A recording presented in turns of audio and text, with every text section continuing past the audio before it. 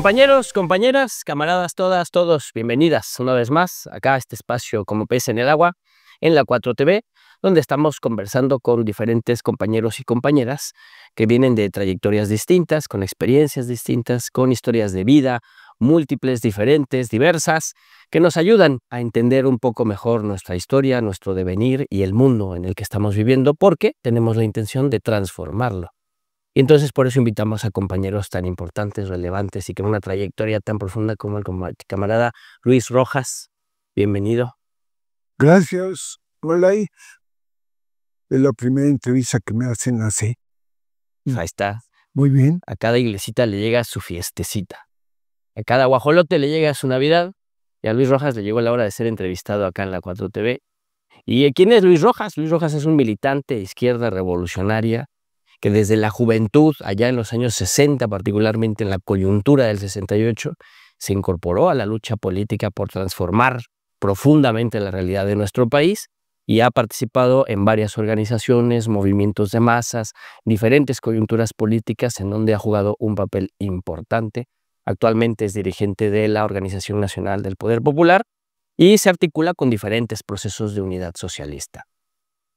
¿Algo más? No, pues nada más. Pues vamos, platícanos a toda la banda, a toda la raza, ¿quién es Luis Rojas? ¿Cómo se incorporó al movimiento Luis Rojas? ¿Dónde creció? ¿Cómo se politizó? ¿Qué pasó en tu vida? Claro. Bueno, yo era en aquel entonces ya estudiante de la Escuela Nacional de Arquitectura en la UNAM, en 1968. Cursaba mi primer semestre y, bueno, ese mismo año, en ese mismo semestre, está ahí el movimiento estudiantil del 68, ¿no? Que todos lo conocemos. Yo estaba influido mucho por el movimiento estudiantil de Mayo de francés. Veía muy importante ese movimiento y naturalmente me incorporé de inmediato, ¿no? Nunca había participado en política, no era de izquierda ni de derecha. Yo entré a la escuela con la idea de ser el mejor arquitecto en México. Ese era mi objetivo. Y bueno, empieza el movimiento estudiantil. Para mí empieza en la preparatoria 3, porque allí estudié mi preparatoria, mis primeros 2 años. Se da el enfrentamiento, invaden a la preparatoria el ejército, destruyen la puerta original que tenía la preparatoria. La prepa 1. Era la prepa 3 en la tarde y la prepa 1 en la mañana. Yo estudié en la nocturna. O sea, la 3 fue digamos, en el curso nocturno, en el turno nocturno, fue cuando llegué al ejército y le da el bazucazo a la puerta. Entonces inmediatamente me incorporé ahí, sin que antes hubiera habido movimiento en Ciudad Universitaria y en la escuela. Me metí al bloqueo que hizo el estudiantado después de la represión y entré a las reuniones. Y obviamente se empezó a plantear la necesidad de una huelga en la universidad, una huelga estudiantil. Eso fue un sábado, un viernes, un sábado, un fin de semana. Yo llego a la escuela de arquitectura, y evidentemente ya hay asambleas en todas las escuelas. Y yo participo inmediatamente, y lo primero que hacemos es, a convocatoria de Javier Barros Sierra, el rector en aquel entonces, nos reunimos en la explanada de Ciudad Universitaria, todas las escuelas, junto con maestros, autoridades y el rector como orador principal. Me pareció muy interesante que el rector protestara en contra de la violación de la autonomía, porque eso fue, violaron la autonomía.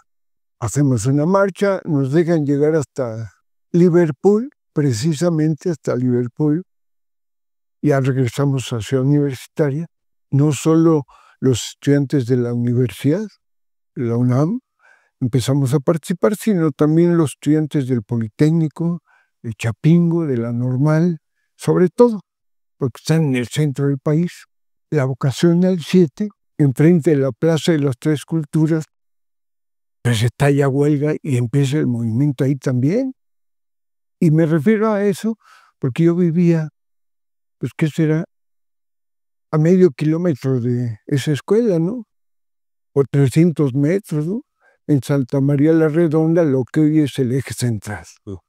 Y al mismo tiempo que se inaugura una tienda comercial con conciertos de rock en aquel entonces que nos gustaban mucho, Sí.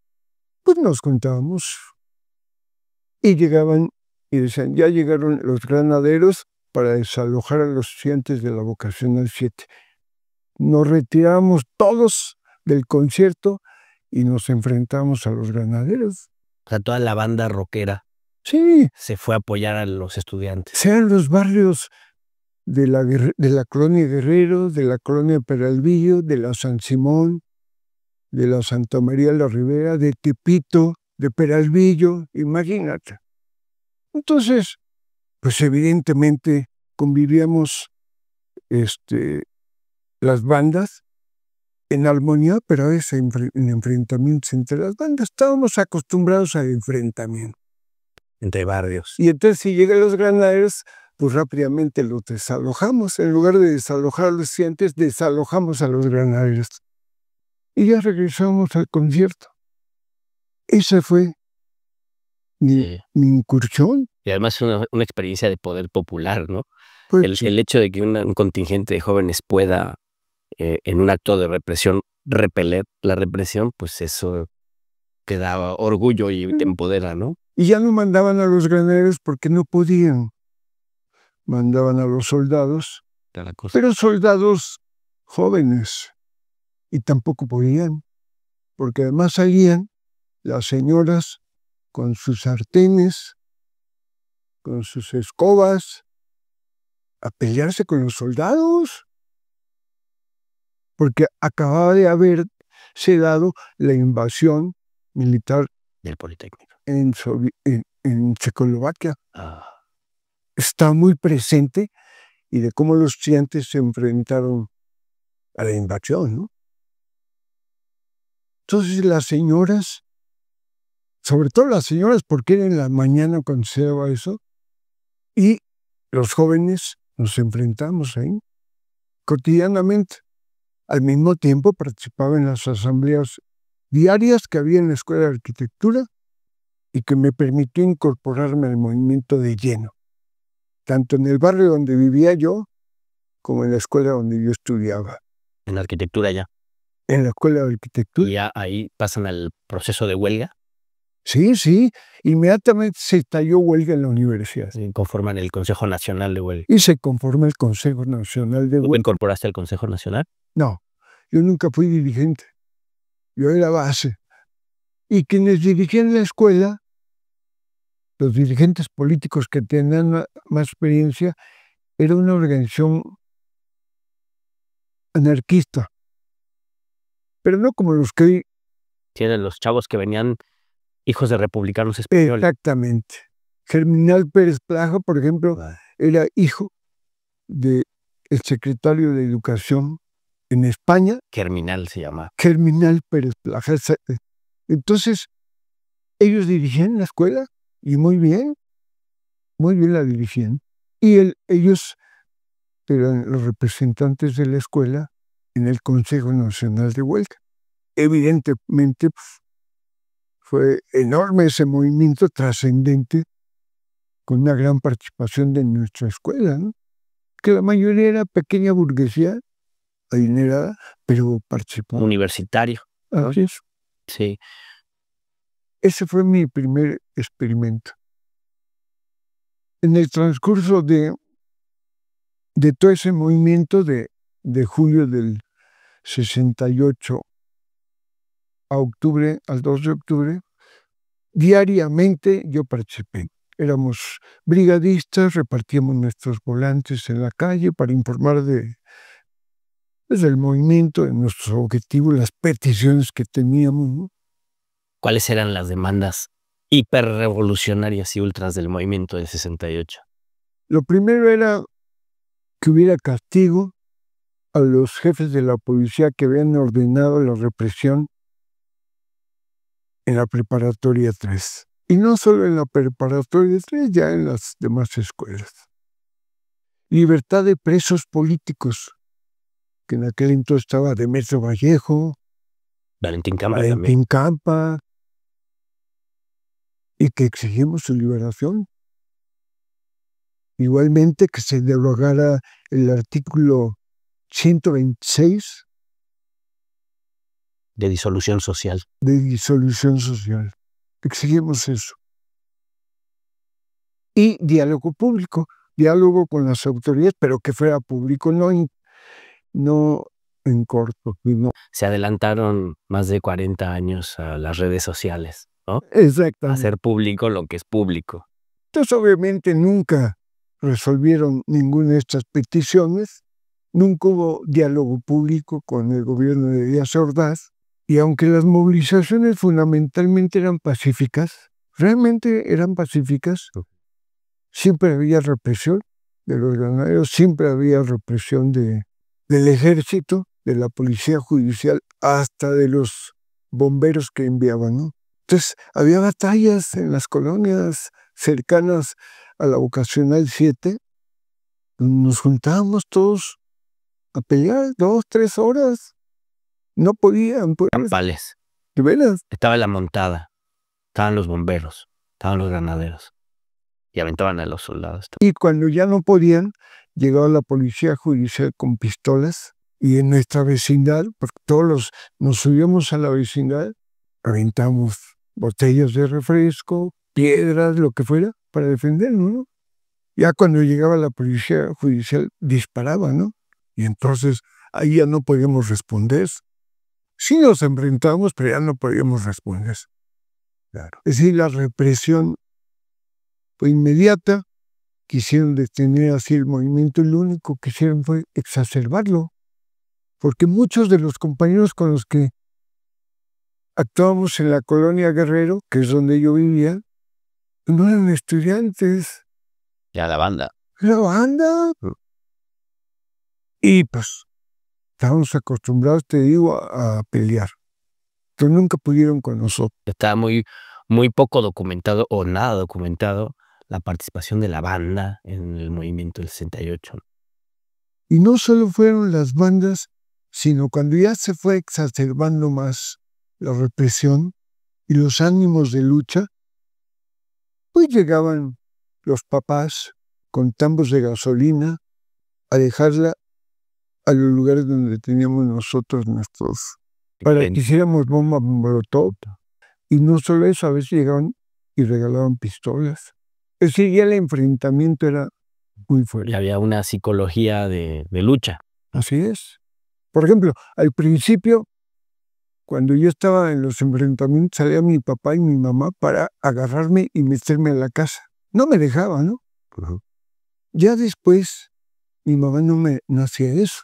Lo que decía es, ¿cómo es posible que se enfrenten con estos de esa manera? Tienen que organizarse mejor. Tienen que armarse mejor. Es decir, la población, la gente adulta, los trabajadores, porque eran trabajadores los que vivíamos ahí, claro. Mi familia, ya lo que decían es, tienen que prepararse mejor.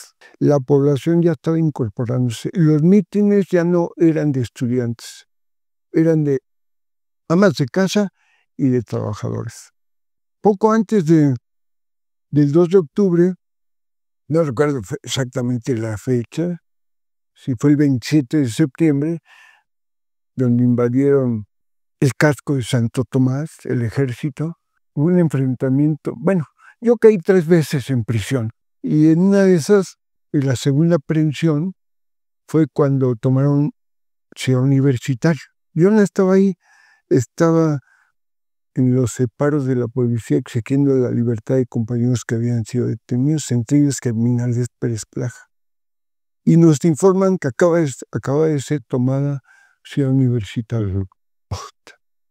Y nos empezamos a organizar, y ya se dio la directiva. La Escuela de Arquitectura se va a reunir en el Cerro de la Estrella. Vámonos al Cerro de la Estrella. No, pues bajando las judías, como era, esperándonos, y nos iban metiendo a prisión, pues. Éramos un poco inocentes, pero bueno. Sí, de los años 60, compadre. Y entonces esa fue la segunda ocasión que caí preso. Saliendo de ahí fue un sábado, me fui a hacer mi servicio militar, porque tenía mi servicio militar, era obligatorio para... Sí.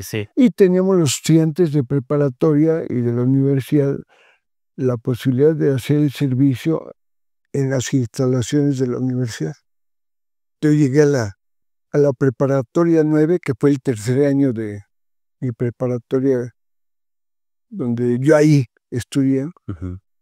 Ya no estaba en la preparatoria, estaba en la universidad. Tenías un vínculo con la prepa. Pero ahí, claro, acabando, o sea, los militares nos decían, estamos con ustedes, con los estudiantes. Los soldados rasos.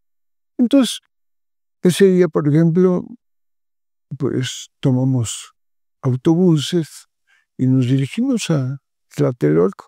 Cerramos la vialidad, lo que hoy es el eje central, y empezó el enfrentamiento. Eso fue a las 7:10 y con exactitud 7:10, porque había un reloj, y me acuerdo bien que a las 7:10. Y empezó el enfrentamiento. La población, y sobre todo la juventud, contra los granaderos, la policía, no podían. O sea, duró como 3 horas y media la batalla. Me acuerdo muy bien, estábamos en la azotea de mi vecindad y vimos hacia el edificio, creo que era el edificio 11 de Tlatelolco, enfrente de la Plaza de las Tres Culturas. Van bajando en el elevador un militar con su mamá y les dispara a varios granaderos, ¿no? Porque creo que molestan a su mamá, ¿no? Ese tipo de detalles. O sea, hasta... Por eso se preocuparon tanto, ¿no? No, pues... Por eso se preocuparon tanto. Por favor. Y por eso soltaron Exactamente. el chingadazo así, letal, ¿no? ¿Cómo fue? Estuviste 3 veces preso, producto de la dinámica del movimiento y de la represión, ¿no? No por cometer ningún delito ni nada de eso, porque eso es un preso político, es un preso de conciencia, ¿no? Pero la última fue en Lecumberri y a partir del 2 de octubre. Exactamente. El 2 de octubre, obviamente, toda la vecindad, con las señoras, los jóvenes que vivíamos ahí, salimos en marcha al mitin del 2 de octubre. Yo en aquel entonces, como me había radicalizado mucho y leía mucho, no me acuerdo cómo se llamaba la revista, sobre el movimiento francés, hablaban mucho de Cohn-Bendit, por ejemplo, ¿no? El movimiento anarquista, que había que acabar con el Estado, las clases sociales. Y yo estoy de acuerdo con eso. Me volví anarquista ahí espontáneamente, ¿no? Y además en la batalla. Agarré una seda que tenía mi mamá, una tela negra, y hice una bandera. Y así estuve en la Plaza de las Tres Culturas. Obviamente arriba me subí con mi bandera negra, reivindicando el anarquismo, ¿no? Cuando empezó la batalla, pues llegaron con guante blanco, los empezamos a agarrar, sacaron las pistolas y ahí hicimos en la mano. Pues no teníamos con qué. Me metí en un departamento donde nos dio chance una señora, como 20. Y ahí vi desde el baño cómo estaban reprimiendo en la Plaza de las Tres Culturas, ¿no? Y al finalizar, tocaron ahí, no puede, la señora está inválida, no puede pararse, ¿no? Ya no entró el ejército al departamento, pero ya hubo un momento en que la señora dijo, pues, ya se paró, váyanse. Bueno, pues agarró una chava, eres mi novia, si nos preguntan, pues, ¿cuál pregunta? ¿Qué es? Los estudiantes. Saliendo del edificio, ya lo estaban esperando. Estaba en el edificio de Chihuahua, ¿no? Ya me agarraron y me subieron. Y así caí la tercera vez. Me llevaron a los separos de Tlaxcuaque y después de ahí de estar unos 10 días a Lecumberri. En los separos de Tlaxcuaque, ¿estuviste en calidad de desaparecido o te presentaron? Yo ni sabía, no sabía nada. Estábamos detenidos, como detenían y los metían al cuartel militar, ¿no? Al campo militar. Así pues, en todos lados donde podía. Ahí estuve, me interrogaron qué cosa leía. Obviamente yo no leía Marx. Leo a Enrico Tedeschi sobre la estética, sobre la arquitectura, ya mis títulos. ¿No han leído estos libros? No, yo ni los conozco. Estaban más formados los policías que tú. Y fue la última vez que caí. Pero en Lecumberri te llevaron. Sí, me llevaron a Lecumberri, a la Crujía C, con los marihuanos. Y ahí estuvimos, llenamos la Crujía C, ¿no? Entonces, el estar 3 meses, porque no estuve mucho tiempo, 3 meses ahí.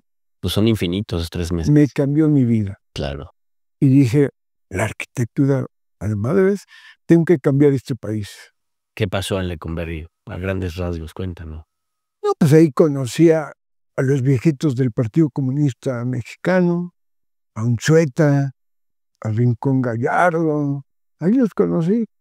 Y les caía muy, muy bien porque pues no militábamos en ningún partido.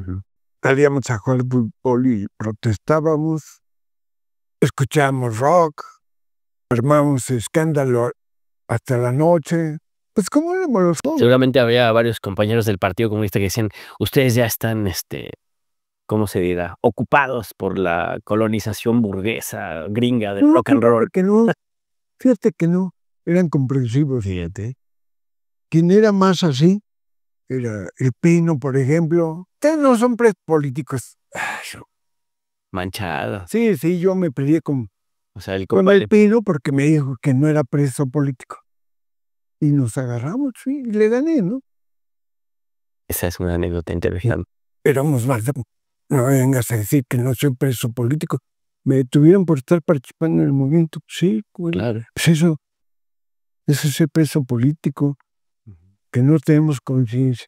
Había debate ideológico político. Ahí conocí a Raúl Álvarez de Galí, a Pablo Gómez, y obviamente pues todos los días me iba a ver mi mamá. Ahí sí. Y ahí aprendí a fumar, etcétera, lo que se hace, ¿no? Ideológicamente, ¿cuál fue tu desenvolvimiento allí? O sea, ¿te hiciste más anarquista, menos anarquista? ¿Te acercaste más hacia el socialismo, hacia el marxismo, hacia el movimiento, ya partidario? Ahí todavía no me incorporé. Yo, saliendo de prisión, regresé a clases en enero del 69 y lo que hice fue a buscar a los dirigentes de la escuela, que eran anarquistas, y les dije, quiero incorporarme. Soy anarquista. Y sí, me incorporaron. Tenía una organización semiclandestina en la escuela, todos de arquitectura, pero muy lúcidos. Manejaban a Proudhon, a Kropotkin, toda la teoría de anarquista muy bien, ¿no? Y formamos la Unión de Estudiantes Libres. Y empezamos a organizar la protesta en la escuela, pero por abajito. A esta Unión de Estudiantes Libres se incorpora un compañero de la Liga Comunista Espartaco. Yo no sabía que era la Liga Comunista Espartaco, y él empieza a debatir en los reuniones que tenemos de que no era por ahí, que se requería un nuevo Estado.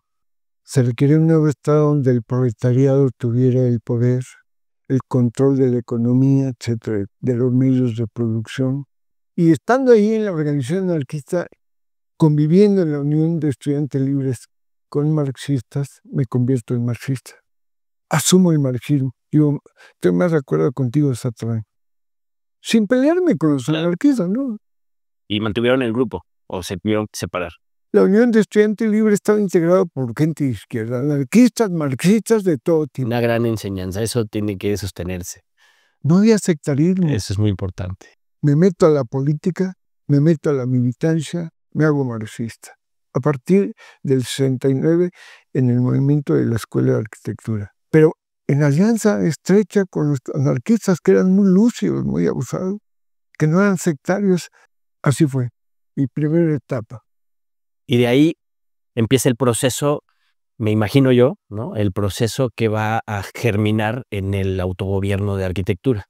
Exactamente. que es un movimiento también muy interesante, estudiantil universitario, de autogestión universitaria.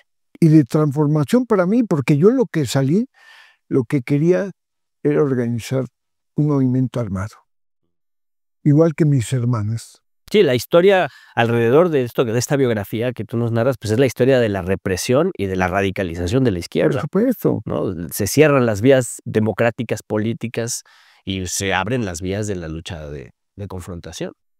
Y como miles de jóvenes que concluimos que no era posible cambiar el gobierno en este país si no era por medio de la violencia, Nada. de la lucha armada, yo estaba buscando organizarme en eso y no había quien me incorporara.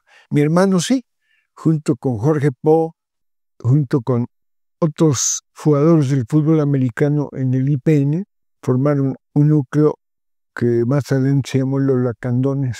Hicieron expropiaciones tremendas. Pero yo en esa época empecé a tener relación, te decía, con la Liga Comunista Espartaco, Sí. de orientación maoísta.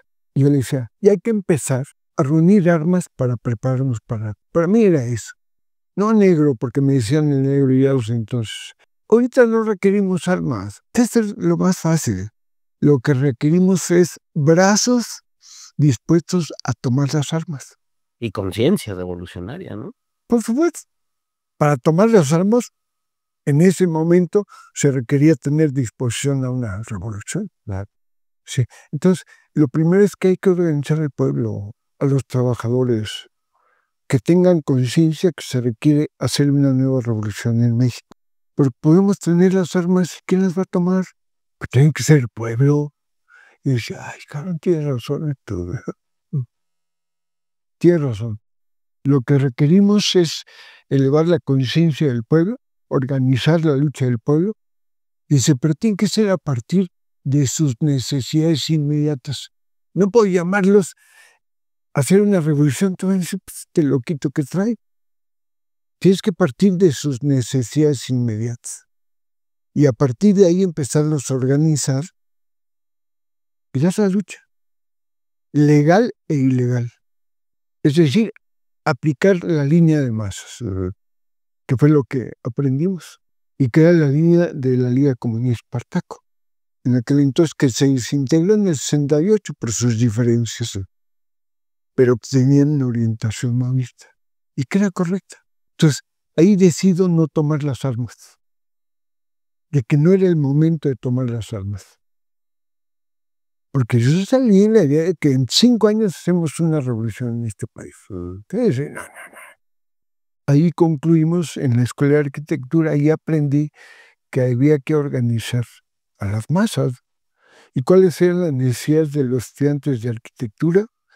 El asunto del contenido, de la enseñanza, ¿no? De los planes de estudio, etcétera, etcétera. Era la escuela con mayor irregularidad académica en la universidad.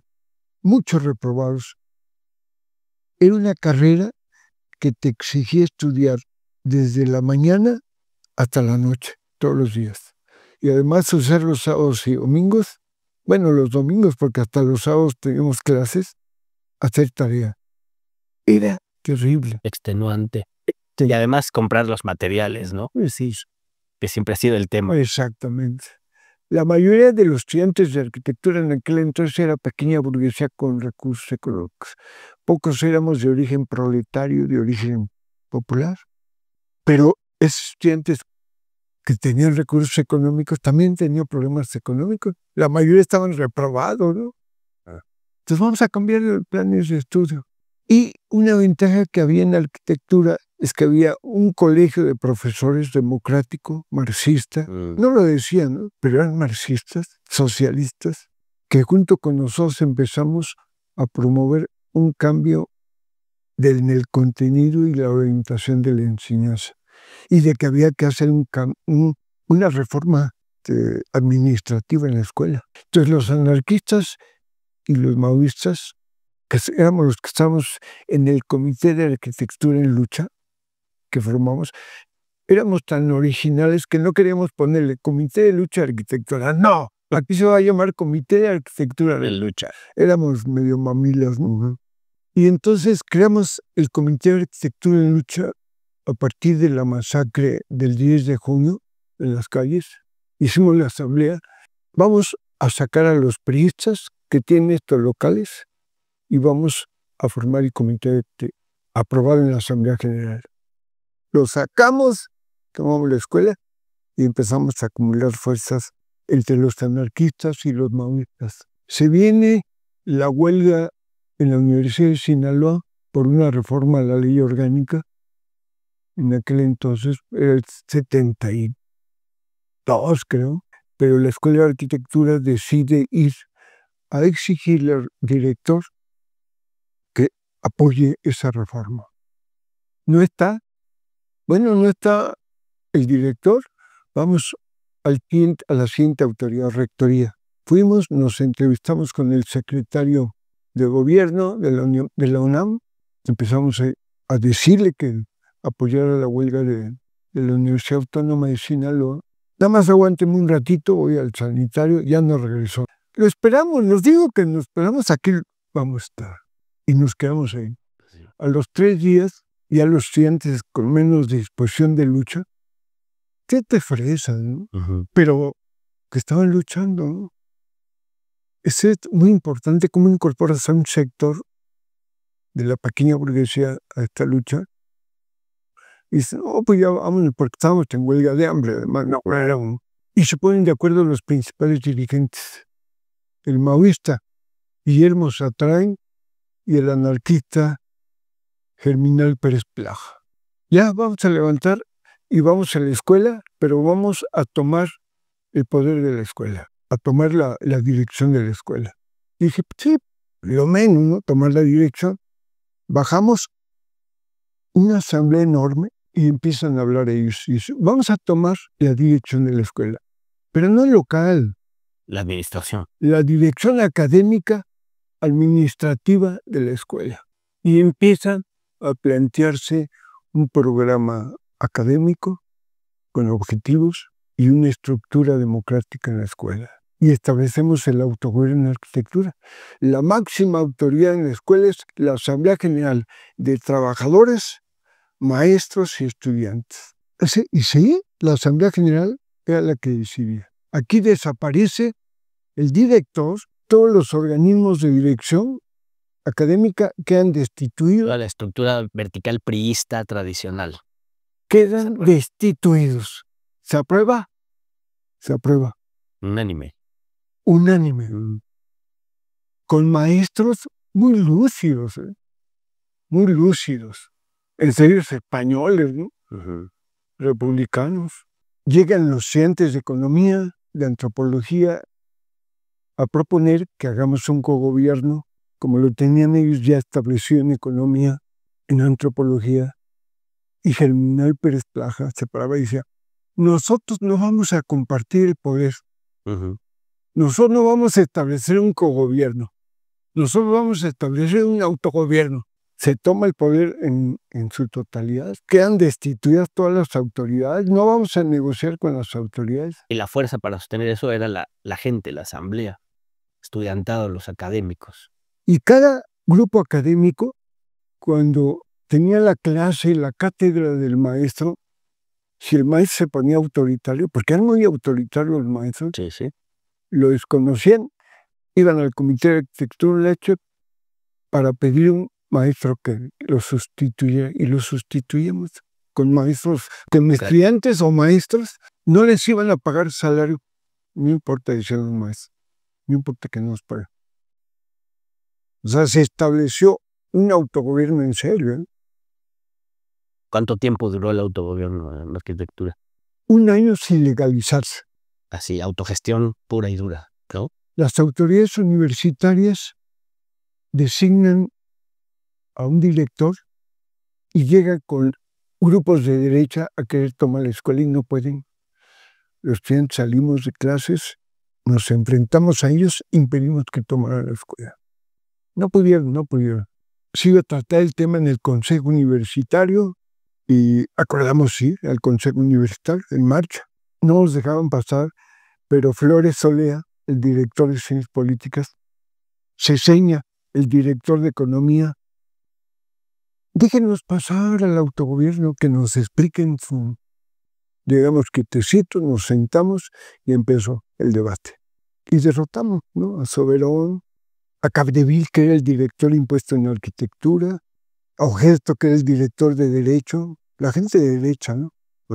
El director de Derecho en Medicina, pero nosotros apoyados por Flores Solea. Ahí me acuerdo que interviene Seminario Pérez Plaja, pero muy moderado. Yo tomo la palabra porque no da chance de hablar a dos gentes. Y ya intervine yo y empecé a denunciar.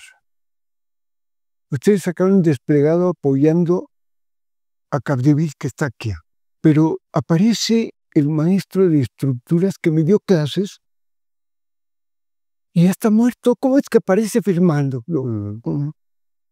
¿Cómo aparece este que también está muerto?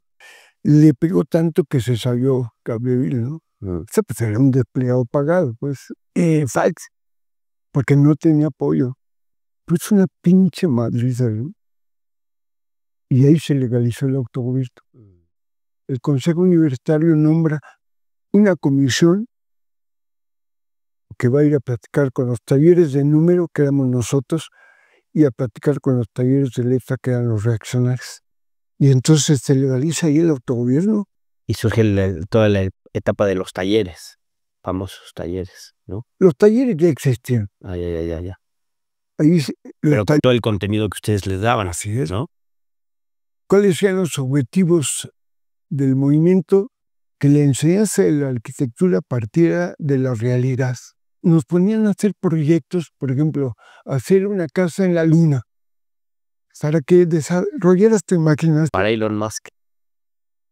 Que la arquitectura parta de la realidad concreta, que el conocimiento surja de la práctica, ¿no?, de la práctica social, y que por lo tanto los grupos académicos ya teníamos experiencias antes, pero que ahora los grupos académicos vayan a las comunidades campesinas, a las colonias populares, a las zonas fabriles, a conocer las necesidades de vivienda que tiene la gente. Y que los grupos académicos, junto con sus maestros, elaboremos proyectos y les ayudemos a construir las vialidades, todo eso. Y sí se hizo masivamente, porque la política era aplicar la línea de masas, incorporar a la masa estudiantil de la escuela, pero vincularse a las masas populares. En la realidad que estaba La viviendo. realidad concreta. Y sí, en Santo Domingo, en lo que fue el campamento 2 de octubre con Pancho de la Cruz, solo de colonias, ¿no?, que habían sido invadidas porque no estaban vivienda, y nosotros elaborando los proyectos y ayudándoles a construir la vivienda. Y ahí empieza la articulación con una etapa que es el movimiento urbano popular. Exactamente. Luis, ahorita se nos acaba el tiempo. Híjole, Yo quiero comprometernos a hacer una segunda parte de esta entrevista. me excedí, ¿no? No, al contrario. Pues es un placer. Por hoy, ¿con qué reflexión final nos despedimos? Y vamos a hacer una segunda parte para hablar de todo lo que nos falta. Yo concluiría que Esta parte, ¿cómo la concluyes? a la hora que los estudiantes y maestros de la Escuela de Arquitectura del Autogobierno nos vinculamos al pueblo, llamamos a estudiantes de muchas otras escuelas a que nos vinculáramos al pueblo. Y muchas colonias ya no veían solo el asunto académico del proyecto que íbamos a elaborar, sino vimos las necesidades del pueblo y dimos la lucha junto con ellos. Cuando en la colonia Rubén Jaramillo de Morelos, donde había grupos académicos de la escuela, fue reprimida, donde dirigía el Güero Medrano, Lo matado. lo mata. Llega el ejército y lo invaden, llegan a una reunión donde están todas las colonias, los grupos estudiantiles que teníamos, y dice, ¿qué hacemos? Apóyennos. Y dijimos, ¿saben qué? No estamos en condiciones de enfrentarnos militarmente y derrotarlos al ejército. pero sí estamos en capacidad de organizarnos y crear un frente único. Y creamos el Frente Popular Independiente con grupos de ferrocarrileros, obreros, colonias populares, y creamos el Frente Popular Independiente. Esa es una etapa clave. Ahí cierra esta etapa. Capítulo 1.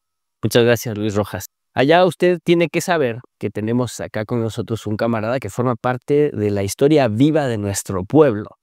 Si nuestro pueblo ha llegado a pasos importantes de su transformación, de su desarrollo libertario, es porque ha habido gente como Luis Rojas que ha empujado la historia para que camine.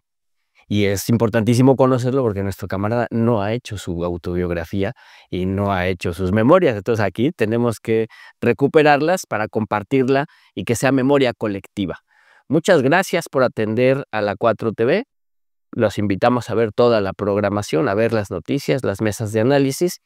Y recuerde siempre discutir en casa, en el trabajo, discutir con la familia, con los amigos, en el barrio, después del partido, tomándose una cervecita, hablar de política, hablar de fútbol, hablar de lo que pasa en el mundo, hablar de la religión, porque hay que criticarlo todo para transformarlo. Recuerde siempre indignarse en contra de cualquier injusticia cometida en cualquier parte del mundo contra cualquier persona, porque eso nos hace un poquito más humanos cada vez. Hasta la próxima.